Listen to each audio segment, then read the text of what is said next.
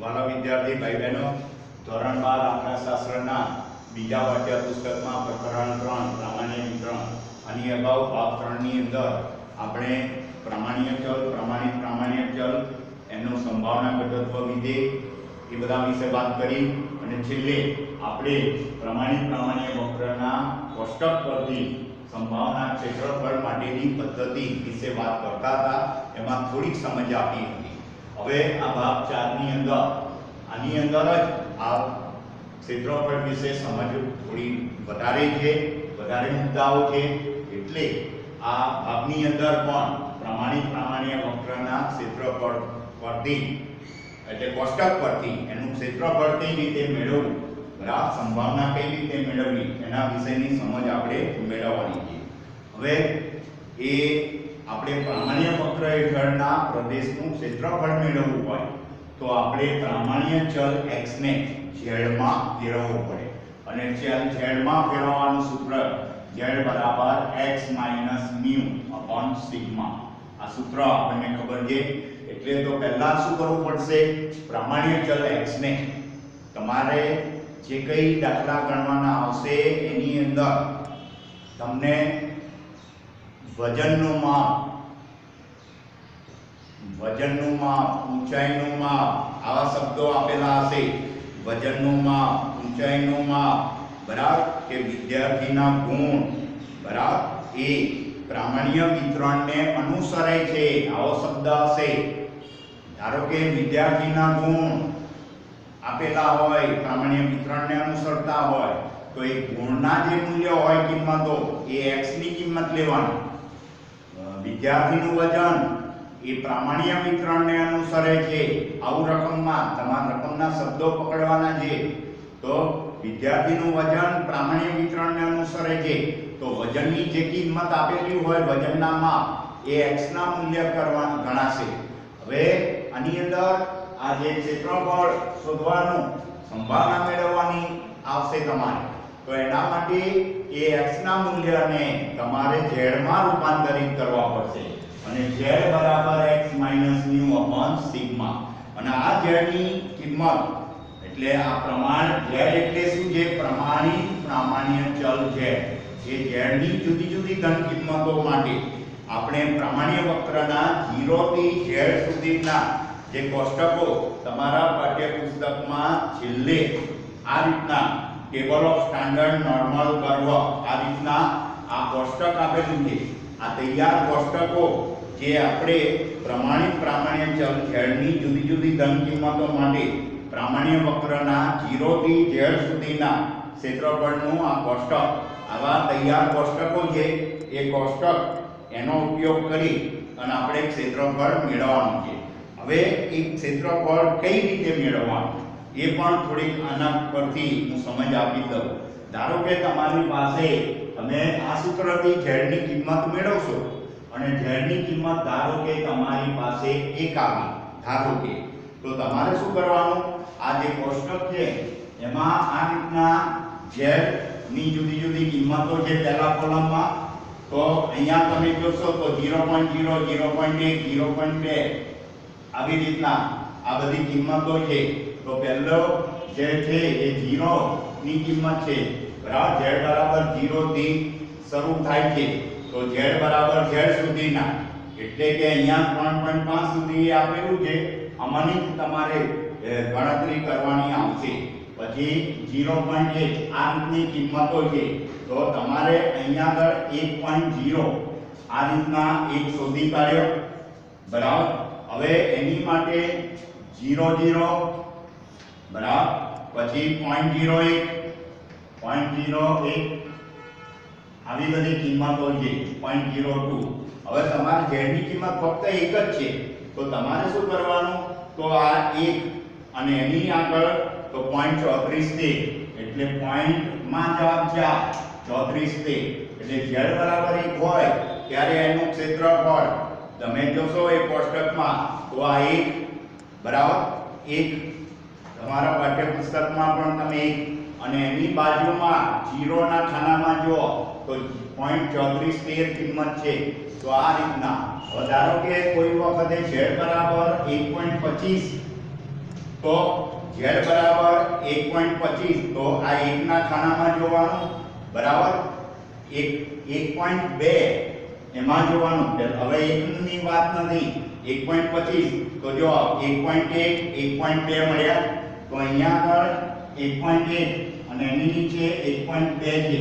હવે 1.2 બરાબર અને એકમનો અંક 5 છે એટલે જે z ની કિંમત 1 એટલે 1.0 પછી 1.1 અહીંયા આગળ હોત અને 1.25 એટલે 1.2 પછી અહીંયા આગળ 0.04 0.05 એટલે આ રીતના અહીંયા જે કિંમત આવે બરાબર તો 1.25 હોય તો 1.2 ની આડી લીટીમાં અને અહીંયા 0.05 ની લીટીમાં તમે જોશો તો એ કિંમત 0.3944 આ રીતના 1.2 એની આડી લીટી અને 0.05 એ બંને તો અહીંયા આગળ 0.3944 એ રીતની એની કિંમત છે એટલે 0.3944.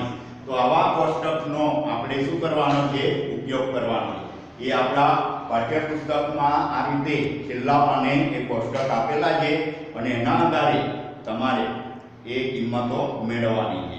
બીજું પ્રામાણિક ચલ z ની કિંમત મધ્યક મ્યુ અને અચળાંક a ની વચ્ચે હોવાની સંભાવના શોધવી હોય એટલે એના આપણે સંભાવના મેળવવી છે તો x ની કિંમત મ્યુ અને બરાબર a વચ્ચેની હોય એટલે એ પ્રામાણિક ચલ z ની કિંમત બરાબર એ મ્યુ અને અચળાંક a વચ્ચેની હોય એની સંભાવના મેળવવી હોય તો એના આપણે સંકેતમાં બરાબર p of probability of mu less than equal to x less than a બરાબર. હવે આ રીતના જો અચળાંક a ની કિંમત a greater than mu હોય બરાબર ની વચ્ચે હોવાની સંભાવના મેળવવી હોય તો p mu less than equal to x less than equal to a આ રીતના આપણે એને દર્શાવીએ. હવે જો ચલ x એ પ્રમાણિત વિચલન સિગ્મા હોય અને જો x બરાબર a હોય આ બરાબર ધ્યાન રાખજો x બરાબર a મૂલ્ય હોય તો એ વખતે આપણી પાસે z ની કિંમત તો z નું જે સૂત્ર હતું x mu સિગ્મા. હવે x ની જગ્યાએ આપણે એ મૂકીશું તો a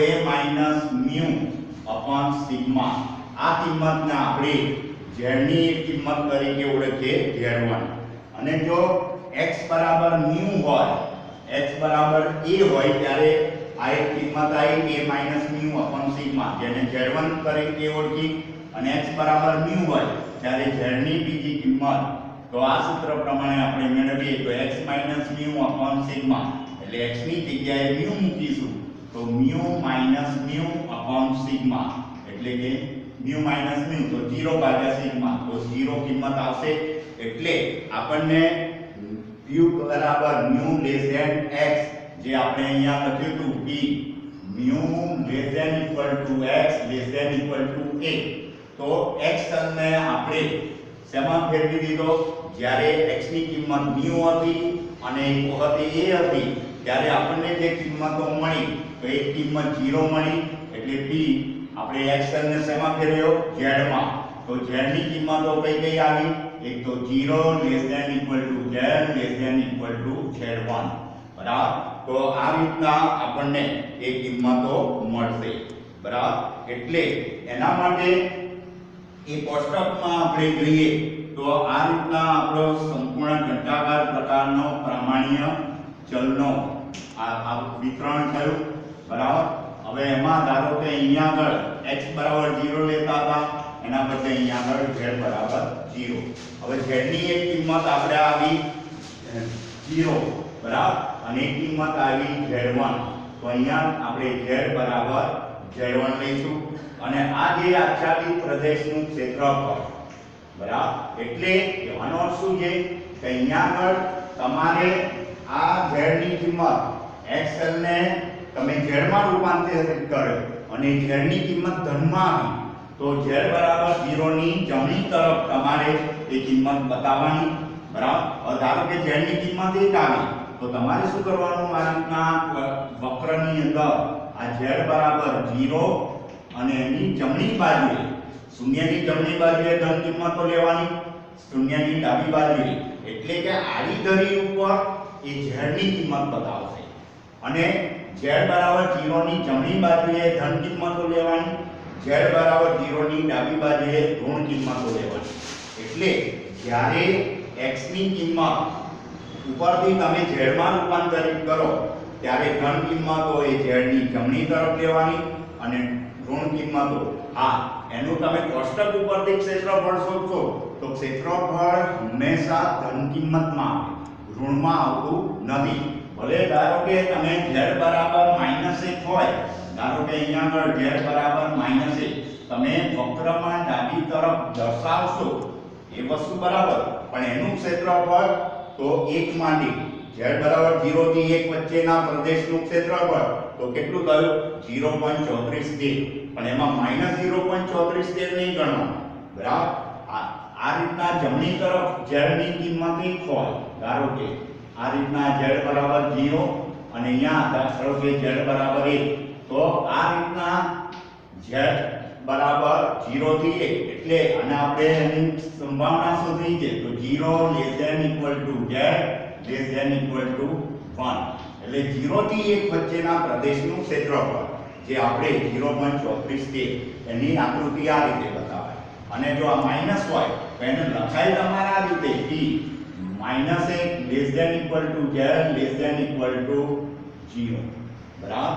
પછી એને પ્લસમાં ફેરવવા માટે 0 ને અહીંયા લઈ જવાનો નહીં, p 0 ≤ z ≤ 1 ફક્ત આકૃતિમાં, બરાબર. z ની કિંમત -1 હોય ત્યારે શૂન્ય થી ડાબી બાજુએ આવશે શિરોલંબ રેખા અને અહીંયા આગળ જમણી તરફ બતાવવાનું અને ક્ષેત્રફળ તો બંને z ની કિંમત એક જ થઈ, બરાબર. ભલે ડાબી તરફ દર્શાવ્યો કારણ z ની કિંમત ઋણ હતી, એટલે આ ખાસ તમે એની અંદર એ ધ્યાન રાખજો, બરાબર. એટલે આ બધી બાબતો તમારે એમાં ધ્યાન રાખવાની છે. હવે એના ઉપરથી ખાસ જે યાદ રાખવાના તમારે મહત્વના મુદ્દાઓ છે એ મુદ્દાઓ વિશે ટૂંકમાં ફરીથી તમને વાત કરી દઉં તો પ્રામાણિક વક્ર એ પ્રામાણિક ચલ z ના મધ્યકની બંને બાજુએ, અને મધ્યક કેવો હોય છે 0, એટલે મધ્યકની બંને બાજુએ એ કેવો હોય છે સમમિત. એટલે કહેવાનો અર્થ શું કે આ રીતનો આપણો વક્ર છે, બરાબર. તો અહીંયા આગળ મધ્યક અને એ z બરાબર 0, બરાબર. મધ્યક 0 અને z ની કિંમત 0 અને z ની બંને બાજુએ z બરાબર 0 ની બંને બાજુએ એ કેવો હોય છે સમમિત.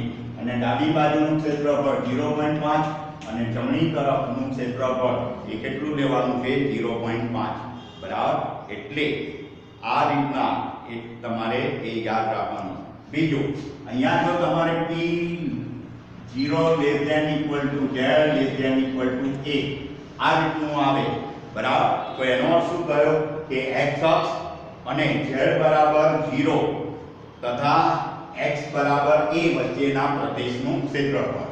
એટલે x અક્ષ ધારો કે અહીંયા આગળ આ રીતનું x હતા તો સંપૂર્ણ ક્ષેત્રફળ વાત કરી, પણ ધારો કે તમારે x ની કિંમત a તરીકે આવી, આ z બરાબર 0 અને અહીંયા આગળ x ની કિંમત a તરીકે આવી, બરાબર. એટલે x ને તમે z માં ફેરવી દીધો એટલે એ z બરાબર ધારો કે a આવે, તો આ રીતના આ જે પ્રદેશનું ક્ષેત્રફળ આના માટે આ ગણાશે, બરાબર. એટલે x અક્ષ અને z બરાબર 0 તથા z ની કિંમત a ની શિરોલંબ રેખા z બરાબર 0 અને z બરાબર a શિરોલંબ રેખા વચ્ચેના આચ્છાદિત પ્રામાણ્ય વક્રનું ક્ષેત્રફળ, બરાબર. એટલે આ રીતના તમારે ક્ષેત્રફળનો ઉપયોગ કરવાનો છે. હવે તમારે અહીંયા આગળ ધારો કે z ની કિંમત અહીંયા માઈનસમાં આપણે ગણીએ તો આ રીતનો ધારો કે z બરાબર 0 અને આ બાજુની કિંમત માઈનસમાં કહેવાય એટલે p - z1 લેસ ધેન બરાબર અથવા તો એને ઇન્ફિનિટિવ કહીએ તો આ એક ખાસ યાદ રાખવાનું, આ ડાબી તરફનો ભાગ માઇનસ ઇન્ફિનિટિવ, જમણી તરફનો પ્લસ ઇન્ફિનિટિવ, એટલે probability of minus infinitive less than 0, એટલે આટલો પ્રદેશની જ વાત કરીએ તો એનું ક્ષેત્રફળ 0.5. પછી p 0 less than equal to z less than infinitive, બરાબર 0 થી ઇન્ફિનિટિવ સુધીના પ્રદેશનું ક્ષેત્રફળ તો પણ એ કેટલું 0.5. હવે જો અહીંયા less than equal to infinitive આગળ લખવા નથી કારણ કે એ તો અનંત લક્ષી છે, એટલે minus infinitive less than z less than equal to 0, તો એક સંભાવના આપો કે ક્ષેત્રફળ 0.5, એટલે આટલો ભાગ એ આ દર્શાવે. અને આ જમણી તરફ 0 થી ઇન્ફિનિટી એનું ક્ષેત્રફળ 0.5, બરાબર. એટલે આ રીતના તમારે એ ખાસ યાદ રાખવાનું છે.